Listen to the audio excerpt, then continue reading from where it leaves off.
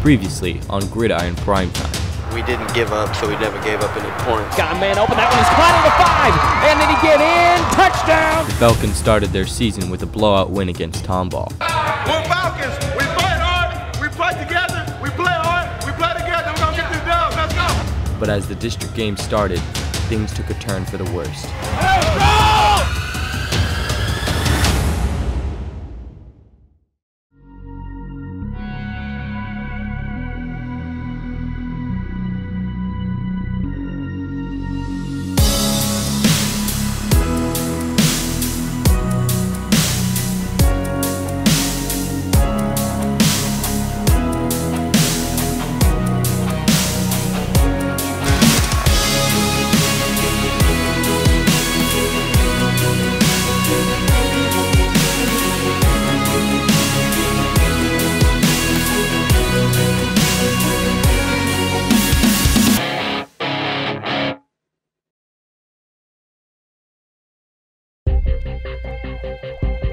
Despite their first win, Tomball was a 4A team, and the first district game the Falcons would have to play would be against one of the best 5A teams in the state, Cy-Fair High School.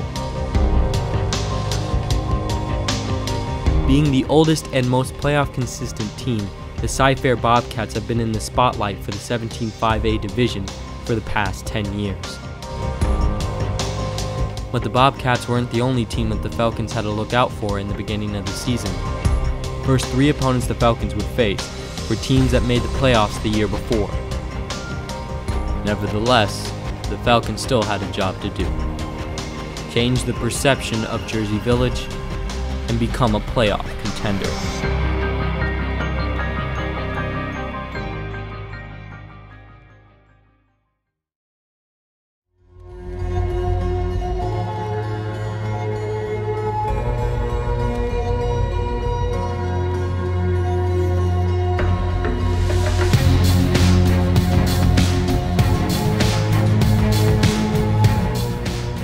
Here, let's go, let's go, let's go, let's go. Ball carrier, tackler. Ready, go. There you go, drive your feet, it's a big body.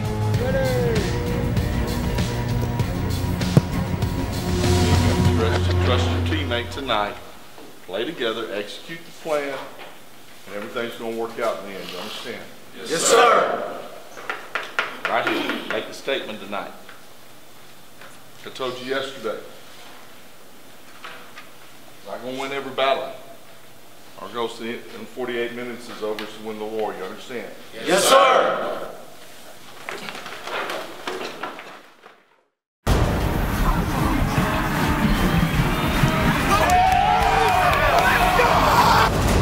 The Cy-Fair Bobcats came out strong. They drove down the field and scored on the first drive.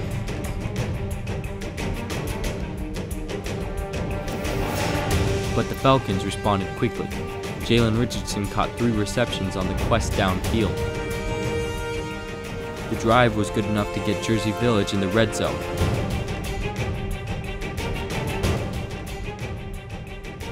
And at the end of the first quarter, the Falcons had held their own weight against the former district champions.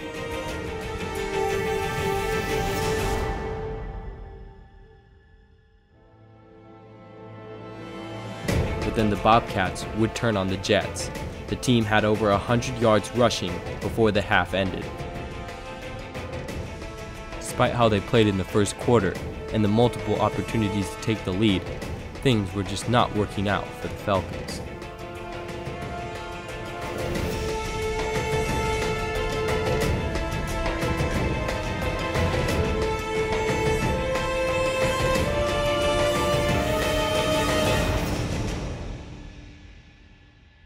Like, we get in there, halftime, we're all just sitting down, it's quiet.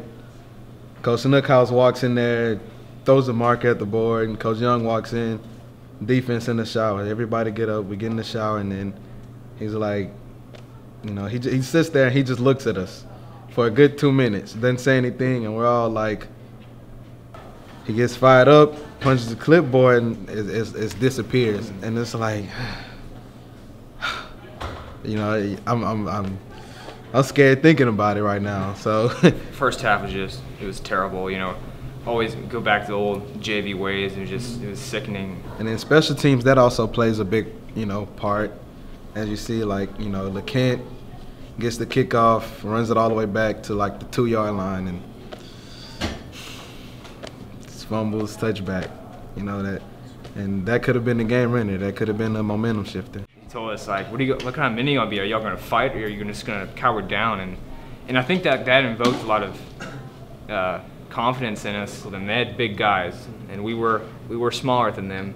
But I mean, that doesn't mean anything when you have heart. The game plan was to just clear up all the holes and just make tackles, and it wasn't, the game plan didn't change.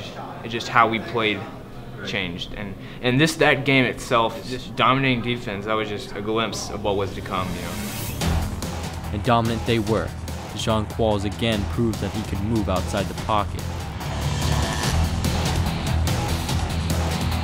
The offense came back and scored on the first drive in the second half. Meanwhile, the defense nearly shut out Cy-Fair's offense for the rest of the game.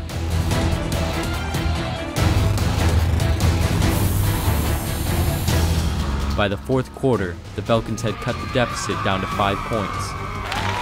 Yeah, Jersey Village! Purple and gold! But Deshaun Qualls and the Falcon offense only had a couple of seconds to make a last-minute drive.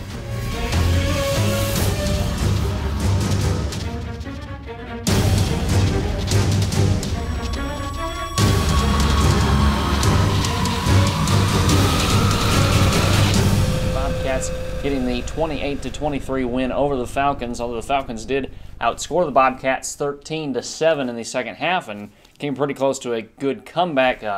It wasn't to be, as the Falcons fell by 5 points to the Bobcats. Deshaun Qualls, the quarterback of Jersey Village, going 11 for 21. We did pretty good. That's Cy-Fair, always the best team of this district and all that. But at the same time, you got to think of it like we didn't get the dub. We didn't get the win, and when you don't get the win, it's like, why are you happy? Why are you proud of yourself? You know what I'm saying? Not getting blown out by Cy-Fair, getting one possession game, like, hey, we can be successful. But at the same time, like, we shouldn't be having to say this to ourselves. Like, we should have done how we played in the second half the whole time.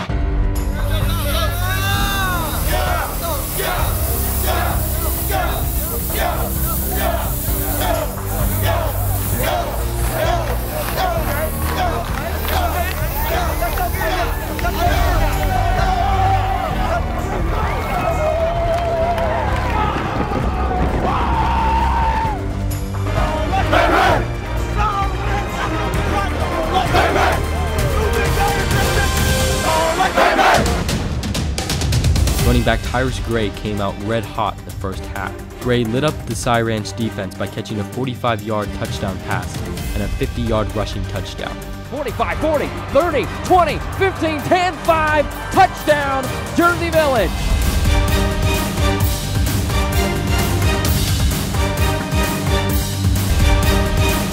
Despite the Falcons' fast start, the Mustangs started to pull away late in the third quarter. Snap balls. That pocket is collapsing. He is brought down. This is under heavy pressure. This is an air ball down the field, and it is picked off. But in the end, there wasn't enough momentum for the Falcons to make a comeback.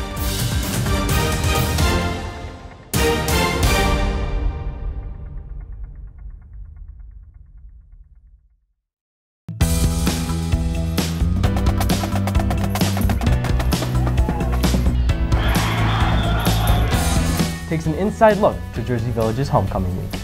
Homecoming week's the best week of the first semester. If you ask any football player, I think it is. Yeah, I agree. Homecoming week's the best week of the first semester, so that whole entire week is pretty exciting.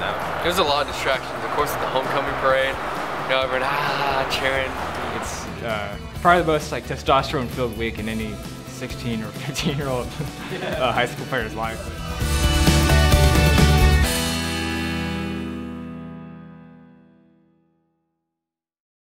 Deshaun or Jalen or Levant. Why? Why do you think they're gonna show up? Cause they raw. Cause they raw? Yeah, they good. Cy Balls, on the other hand, has looked pretty bad. Everybody was just, oh, we're gonna win. Man, we're gonna win this game. We're gonna go to the homecoming dance, a great time. 85% of this roster is playing varsity ball for the first time. So I mean, Cy Falls completely turned over their roster. I mean, starting out 0-3, the Cy Falls Eagles didn't seem very threatening. It almost felt like the Falcons had the game already won before it even started. But in football, and especially in the 17-5A division, anything could happen.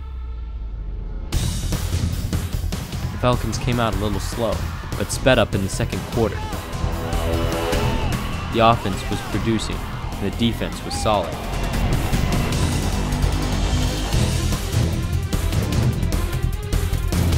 The chances of winning looked hopeful.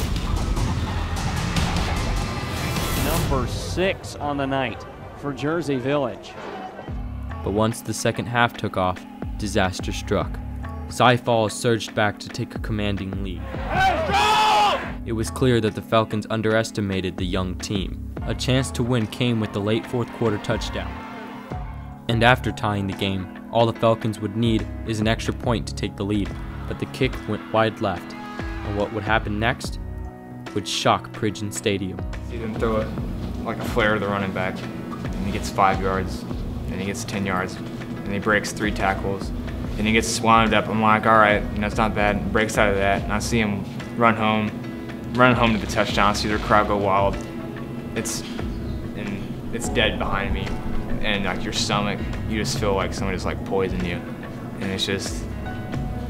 And we did it to ourselves. I mean, it's no one to blame but us.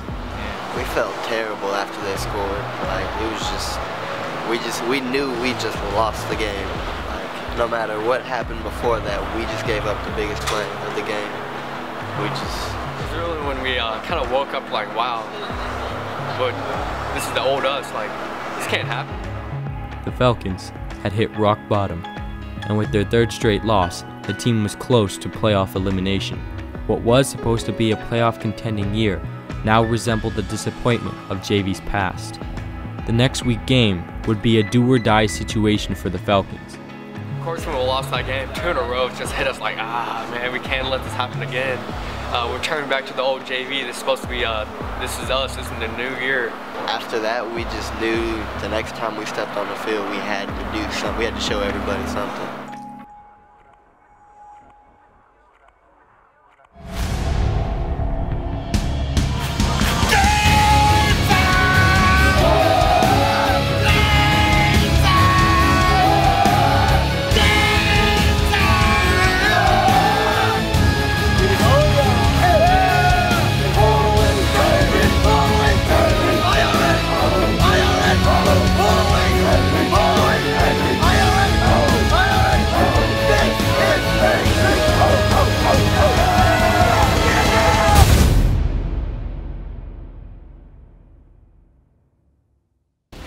On the next Gridiron Primetime, the Falcons look for redemption.